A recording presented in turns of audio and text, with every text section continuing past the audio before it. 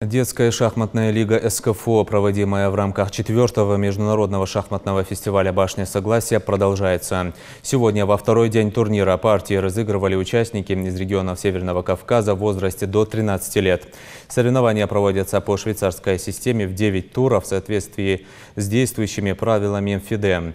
Итоги интеллектуальных баталий станут известны 4 августа.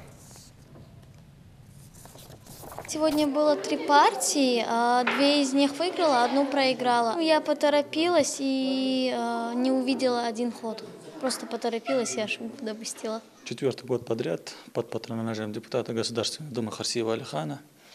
При его поддержке организатором является Минспорт совместно с клубом Ади Ахмад при поддержке правительства.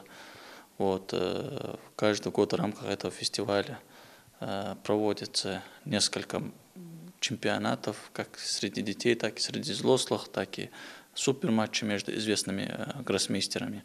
Но в этом году у нас в рамках этого фестиваля 4 мероприятия, как мы уже отметили. Это Кубок Ади Ахмад среди взрослых, это шахматная лига СКФО среди детей, суперматч между Эрнесто Энеркием и Сергеем Корякиным, а также приехал известный,